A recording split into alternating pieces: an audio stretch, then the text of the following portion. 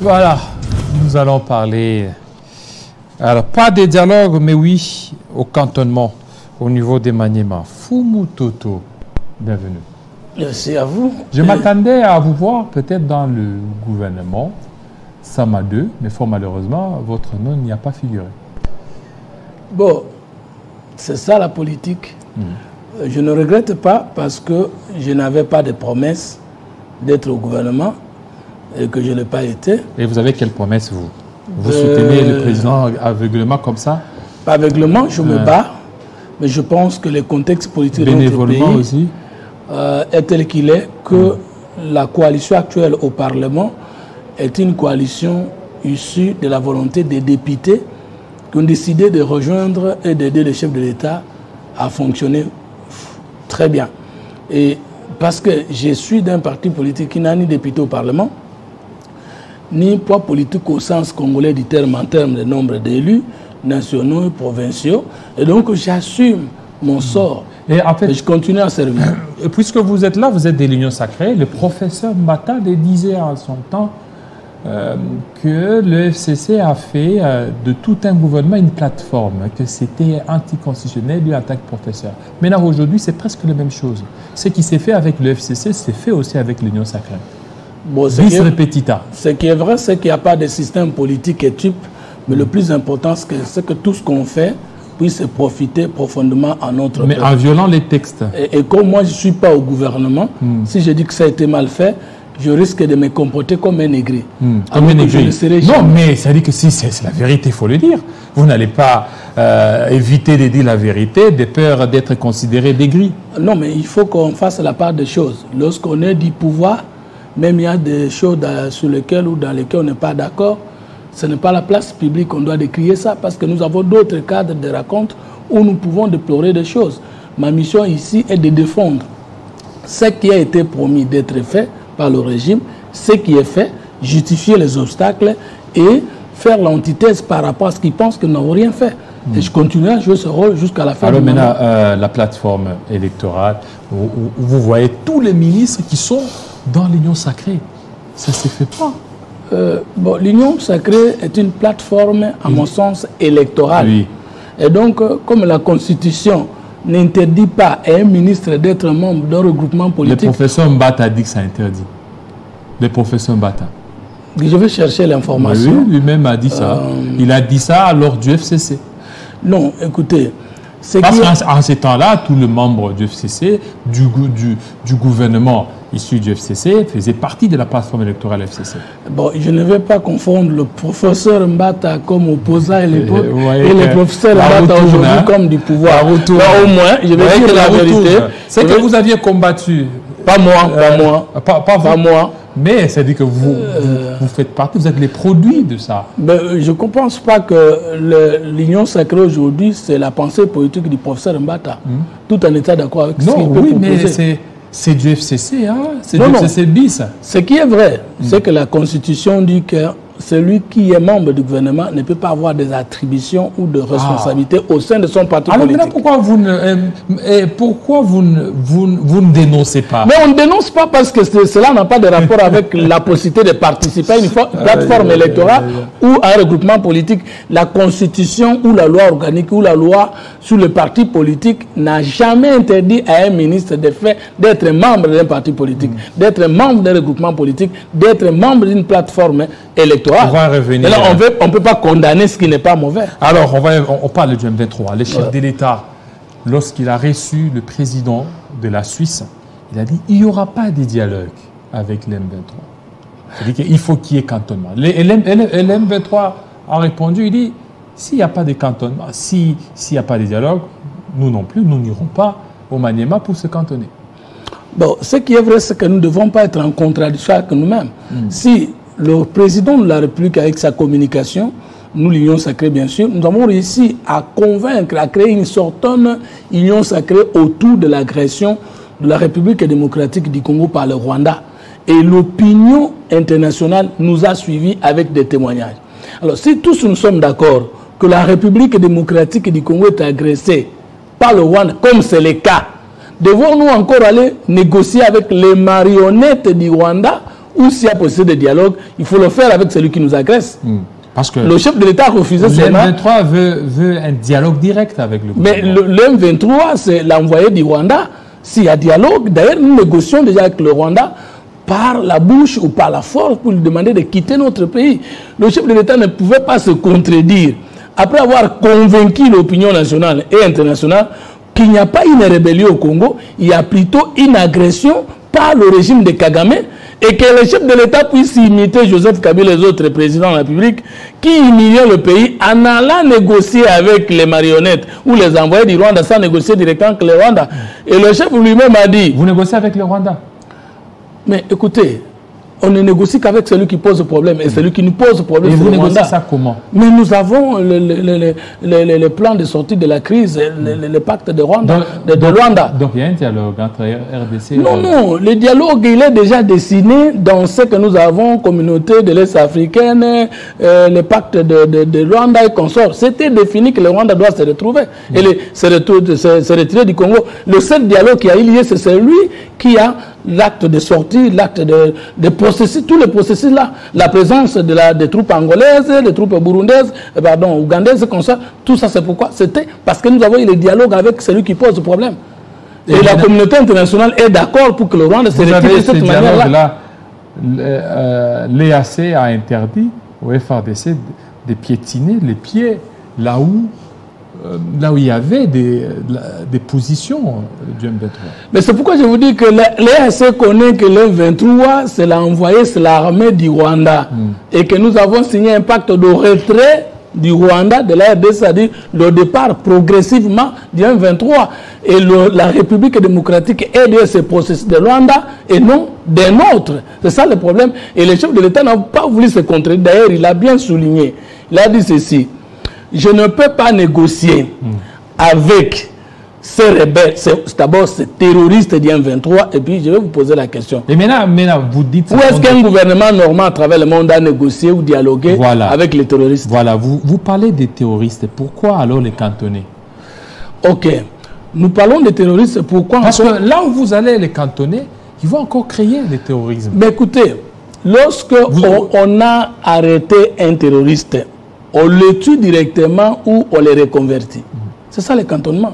On a dit qu'il faut la réinsertion dans la vie civile via un processus. Est-ce que vous croyez qu'un terroriste peut facilement se reconvertir comme ça?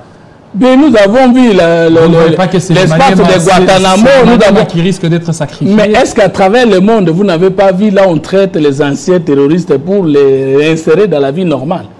Et nous ne sommes pas une exception. Est-ce que mon gouvernement est la première personne à appeler M23 ou à le surnommer terroriste? Non. Alors voici ce que le chef a dit. Négocier avec la RDC, oui, vous allez continuer. À part la RDC, quel est cet autre État qui a considéré l'M23 des terroristes? Mais les Nations Unies elles-mêmes. Ils n'ont jamais... Mais justement, s'il vous plaît. Ils n'ont jamais considéré l'M23 des terroristes. C'est un mouvement terroriste. Maintenant, je termine d'abord la première réaction. Le chef a dit ceci, nous négocions avec l'M23. Nous les intégrons dans l'armée. Après, ils vont créer des revendications fallacieuses et ils vont créer une nouvelle rébellion et c'est de cette manière qu'ils agissent.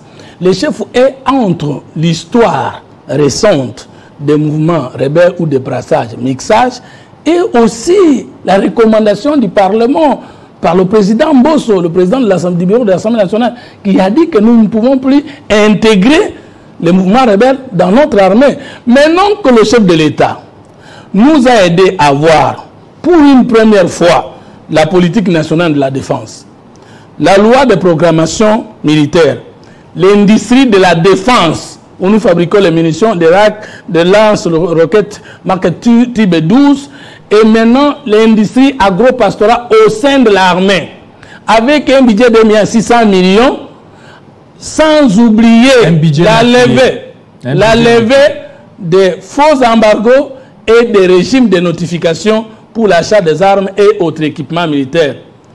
Est-ce que nous pouvons encore accepter un dialogue avec les mouvements rebelles? Acceptons ces concepts comme ça pour les mixer, les brasser, les réintégrer encore dans notre armée pour que cette dernière soit encore infiltrée et que les petits Rwandais continuent encore à nous dominer? Non, nous ne sommes pas d'accord avec ça.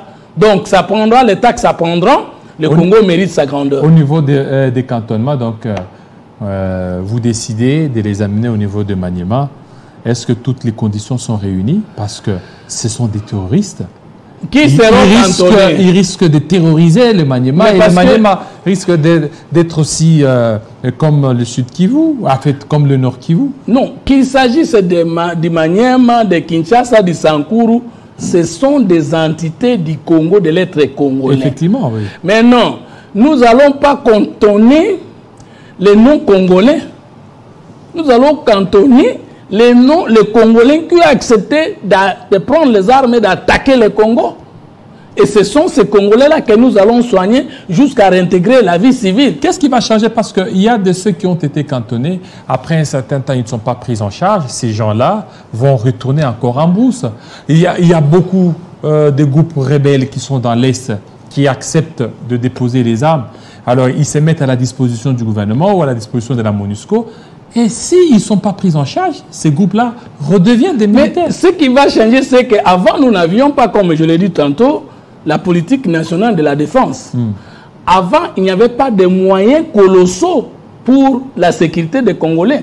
Il vous souviendra que Joseph Kabila, l'ancien président de la République, ou le président de la République honoraire pour être conforme avec le droit administratif, a géré toute la République démocratique du Congo de 2001 à 2006 avec un budget de moins d'1 milliard de dollars. Mais voilà, mais il y a eu des choses qui ont été faites. S'il faut aller sur ce plan-là, les budgets moins d'1 milliard, mais vous n'avez qu'à voir, il y a eu des Congo Airways, il y a eu beaucoup de choses qui ont été faites. Non.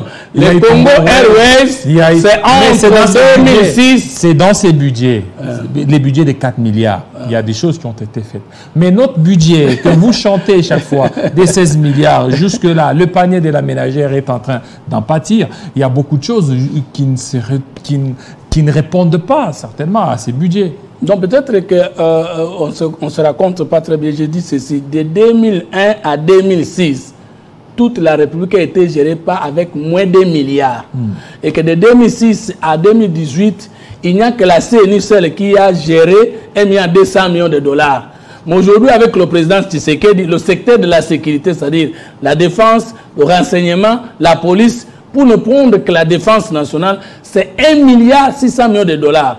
Et avec le travail fructueux de l'IGF avec Gilles Alinguetti et la mobilisation de recettes de la DGI avec Barnabé Makadi et les autres services de l'État chargés de poursuivre les questions de l'argent et combien il faut lutter contre les coulages de recettes et les détournements des deniers publics, nous pensons que si aujourd'hui nous mobilisons ces montants qui ont été reconnus, collectés et affectés avec transparence au sein de l'armée, nous n'avons plus à beaucoup regretter.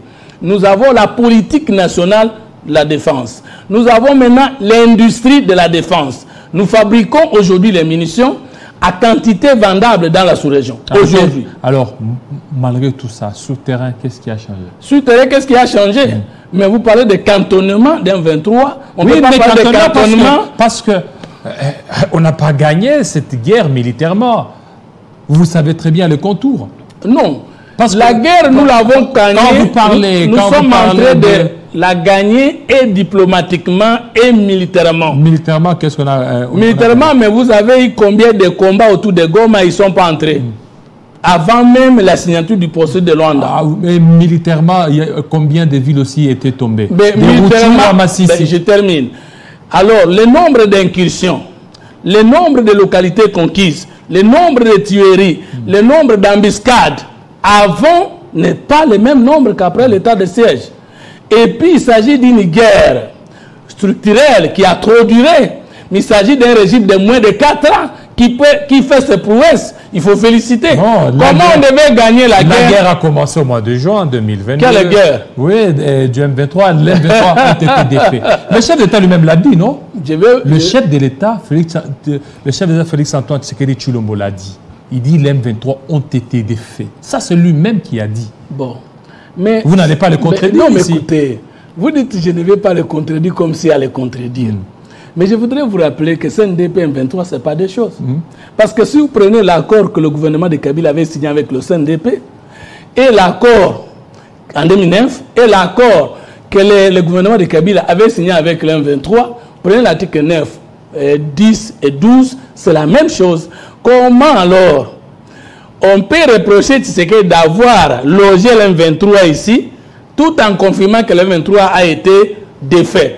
Et comment Tshisekedi pouvait négocier avec ce qui a été défait? C'est l'ignorance des autres. De qui? De la part de qui? Il y a eu un médiateur international qui a été l'ignorance de la part de qui? Parce que, de ceux qui pensent que l'M23 actuel est l'invention du président Tshisekedi. Alors c'est la pire ignorance. L'M23 actuel n'est que l'M23 qui était intégré, brassé par Joseph Kabila et qui a l'habitude... Ils ont été défaits, non? Non, mais je t'ai dit qu'il n'y a pas eu de fait. Et en plus, ils sont même venus ici à Kinshasa. Ah, bon, ok. Maintenant, vous plantez. Alors par rapport à une frustration, allez-y, vous allez parler.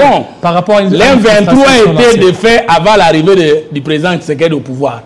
Et l'M23 qui était invité à Kinshasa, c'est les zéros. Qui a invité? Mais la contradiction maintenant. C'est l'M23 dit que c'est le pouvoir qui l'a invité ici à Kinshasa. Mais l'M23 est mort avant son arrivée au pouvoir, oui. Et le chef de l'État a invité les vides. Mais vous êtes allé susciter ces besoins. Susciter pour quel besoin? Alors, voilà. C'est assez maintenant. Mais c'est pourquoi je réponds en disant ceci. Que l'M23 n'a jamais été défait et que c'était les mensonges du régime de Kabila. Pourquoi? Les mensonges comment? Je démontre. Il y a eu un médiateur international avec l'accord même des Nations Unies qui a été désigné, c'est le président Yoweri Museveni. Et que des Congolais ont été en Ouganda pour négocier avec l'M23 et un accord a été trouvé. Et même d'ici, moi et les autres, ils étaient dans les institutions ici. Donc l'M23 n'a jamais été défait.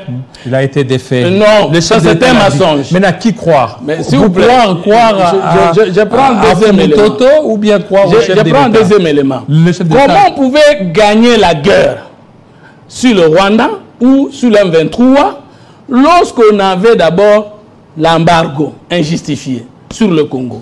Lorsqu'on avait le régime de notification d'achat des armes et équipements militaires, lorsqu'on a fait l'infiltration au sein de l'armée, et lorsque le moyen, l'argent ne suffisait pas pour acheter, pour former, pour équiper les Congolais pour défendre leur pays, lorsqu'il n'y avait pas de patriotes à la tête des institutions de la défense, et Tshisekedi a fait tout ça dans moins de 4 ans. Et nous pensons qu'avec les budgets que nous avons aujourd'hui au niveau de la défense, avec la détermination du chef de l'État, avec le patriotisme et le nationalisme comme jamais trouvé auparavant, le Congo ne sera plus humilié comme il y a peu ou il y a longtemps. C'est pourquoi nous disons que notre première victoire, c'est que nous avons dit nous ne pouvons plus négocier avec les envoyés du Rwanda. Nous ne pouvons plus humilier la République démocratique du Congo à négocier avec l'M23. Nous avons le moyen, nous sommes équipés, nous allons nous battre. Ça prendra le temps que ça prendra, mais nous voulons que le Congo puisse retrouver sa grandeur d'un pays à dimension continentale. Voilà, un pays à dimension continentale. Fumutoto, à Lubumbashi, l'opposition s'est réunie. Matata Ponyo, Fayulu, Moïse Katumbi, Délice Sanga. Ça vous ébranle? Confusion. Confusion comment? Si Matata Ponyo, Délice Sanga sont des opposants, au moins, Martin Fayoul et Moïse Katumbi sont des résistants. Quand est-ce qu'ils ont changé les statuts des résistants pour devenir opposants, pour qu'ils soient ensemble? Il y a un problème de conciliation des concepts et des réalités politiques entre eux. Ça arrive quand? C'est après le forum de réconciliation de Katanga et après la signature du pacte de l'Union sacrée. Et je pose la question à tous qui nous suivent.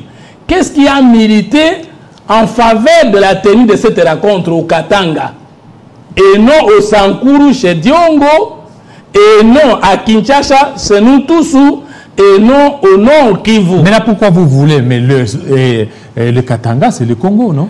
Non, ça veut dire que Moïse Katumbi veut se réaffirmer comme leader de cette opposition. Non, il peut être au Katanga, ça peut être ici, ça peut être presque partout. C'est la République démocratique du Congo. Mais vous savez, ils se sont convenus. En sciences politiques, il y a un adage qui dit l'impression précède l'expression. Qu'est-ce qui vous gêne? Rien ne me gêne. Alors, c'est le fait d'être au Katanga. J'ai posé des questions pour ressortir des idées. Okay. Alors maintenant, ils sont allés se rencontrer. Martin Fayoulou fait confiance aujourd'hui à Moïse Katumbi, qu'il a roulé il n'y a pas 2 ans. Est-ce que c'est un faux naïf? Je ne pense pas. Je ne pense pas que l'Union sacrée doit sous-estimer cette rencontre. Tout comme Bemba aussi a été roulé, Bemba se retrouve avec le président Félix Tshisekedi. C'est ça la politique. Bemba n'a jamais été roulé par le président Tshisekedi. Non, mais c'est ça la politique. Non, mais j'ai dit que Bemba n'a jamais été roulé par le président Tshisekedi. Alors moi, je dis ceci. Nous ne sous-estimons pas les rencontres contre le deuxième mandat du chef de l'État.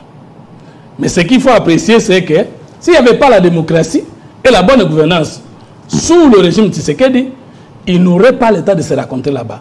C'est déjà positif par rapport à la bonne gouvernance et au processus démocratique bien entamé par le président Tshisekedi. Deuxième chose, nous ne pouvons pas dire que les rencontres là ne signifient rien.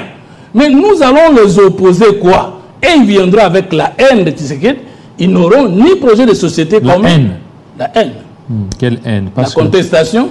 Mais nous allons les reposer. Il y aura même une marche le 13. C'est pas un problème. Le 13 mai, ils demandent toujours leurs revendications communes. Vous savez, si nous la n'étions pas... recomposition de la CENI, si nous n'étions la pas... constitutionnelle... Si nous n'étions pas sous le régime de Tshisekedi, on peut annoncer une marche, mais on n'est pas sûr qu'on va marcher.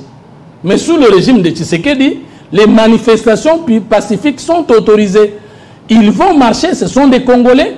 Nous ne pouvons pas leur interdire de marcher parce qu'ils vont marcher selon les lois de la République. Mais notre problème, c'est que nous, moi, Fumutoto et les autres, je suis coordonnateur des communicateurs de l'Union sacrée ICOR en sigle, nous allons leur opposer les arguments de la République. C'est quoi ces arguments? Et les arguments de la République, c'est que nous allons démontrer à la face du monde, à l'opinion tant nationale qu'internationale, que depuis que le Congo est là, aucun président sur les 5 que nous avons connus n'a réalisé des choses pour le peuple dans 5 ans plus que le président Tshisekedi. Nous allons prendre les 5 ans de Mobutu, les 4 ans de Kasavubu, les 4 ans de Mzee Laurent Désiré Kabila et les 5 premières années sur les 18 ans de Joseph Kabila, et nous allons montrer que Tshisekedi n'a pas fait des réformes, mais même n'a pas fait que des réformes. Mais il faut voir la manière aussi d'accession au pouvoir. Kabila est arrivé dans un pays émietté, alors il devait tout faire pour réconcilier. Alors Tshisekedi, quand il est arrivé au pouvoir, il a tout trouvé. L'armée, bien structurée, parce que lui-même l'a dit, l'économie, il y avait des réserves au niveau de la Banque centrale. Permettez-moi de réagir directement parce que je ne supporte pas. Allez-y. Il a trouvé l'IGF et il a trouvé Gilles Alinguet comme inspecteur général des finances. Il a trouvé une armée bien structurée. Il a trouvé aujourd'hui... Une armée bien structurée. Je termine. Il a impulsé l'IGF et aujourd'hui Gilles Alinguet est devenu modèle des patrouilles financières. C'est grâce à Tshisekedi. Il a trouvé la constitution qui parle de la gratuité de l'enseignement, mais il n'a pas trouvé les 5 millions d'enseignants. Mais il a trouvé une armée. Mais répondez aussi. Je vais répondre. Allez-y, allez-y. Il a trouvé la gratuité de l'enseignement en train de sommeiller dans la constitution, mais il n'a pas retrouvé plus de 5 millions d'enfants retournés sur le chemin de l'école avec la gratuité et la qualité de l'enseignement progressivement. Il a trouvé 41 000 écoles mécanisé payé, mais aujourd'hui, dans moins de 4 ans, 65 000 écoles. Ça, c'est une chanson. S'il vous plaît, ce n'est pas la chanson, ce sont des éléments que vous avez au niveau de l'armée. Il a trouvé l'embargo, le régime de notification et le budget de moins de budget de 100 millions de dollars. Il a amené à 400 millions et aujourd'hui... Quel impact sur le social? L'impact sur aujourd'hui... le social. Voilà maintenant. Quel impact sur le social? Avec les fonctionnaires qui sont payés en retard. Il a quadruplé le salaire des enseignants. Et de combien? De taux de combien? Il avait trouvé l'enseignant... Je termine. Il avait trouvé le taux à combien? À 240 000 francs. Non, il a trouvé les taux Sinimabisa à 14 000. Et le salaire de l'enseignant était à 50 000. Et le taux maintenant, le taux n'a pas doublé. 23. S'il vous plaît. Le taux n'a pas doublé, mais le salaire de l'enseignant a triplé. Il a trouvé le passeport à 290. Aujourd'hui, c'est à moins de 200. Combien? S'il vous plaît, à moins de 200. Combien? Il a trouvé le ticket. Mais vous parlez du social. Non, à moins de 200 combien? Le passeport. À 90 $. Est-ce que vous avez acheté le passeport en 90 $? En tout cas, le passeport, je l'ai acheté à 90 $. Avec les formalités, c'est 120 $. Il y a les gens s'il vous plaît. Il a trouvé les tickets pour Lumbashi à 350. Aujourd'hui, c'est à 190. Et avec quelle compagnie? mais quelle compagnie? C'était les compagnies qu'il avait trouvées. Vous voyez que, non, quelle compagnie? Parce que tout ce que vous avez trouvé... Donc, vous n'avez jamais voyagé cette année à Lumbashi? Je pose la question, avec quelle compagnie? Avec quelle compagnie vous voyagez à 290? Non, c'est moi qui pose la question. Mais avec quelle compagnie on voyageait à 290? C'est moi qui pose la question. Mais avec quelle compagnie de l'État? Ben voilà ma réponse. Avec quelle compagnie on allait à Lumbashi à 350? Mais c'est moi qui vous pose. Mais je réponds. Avec les mêmes compagnies. À ma question. Mais j'ai répondu avec les mêmes compagnies qui nous facturaient 350. Voilà, merci. C'est ça, non. Merci beaucoup. Voilà. Face au forum de Katang, nous on viendra avec les données chiffrées du président de la République, du régime actuel, et le peuple congolais va finalement choisir le deuxième mandat pour le président. Merci Fumu Toto, merci à vous. C'est moi qui vous remercie. Vous savez, avec lui, Fumu Toto, le plateau a toujours été très chaud. Merci. Restez branchés sur Télé 50. Tout à l'heure, déjà, Mina Bayombe nous fait un clin d'œil à tous ceux qui nous suivent à partir de Lubumbashi. Donc, il sera 20h là chez vous, tout de suite. Restez branchés sur Télé 50. À très bientôt.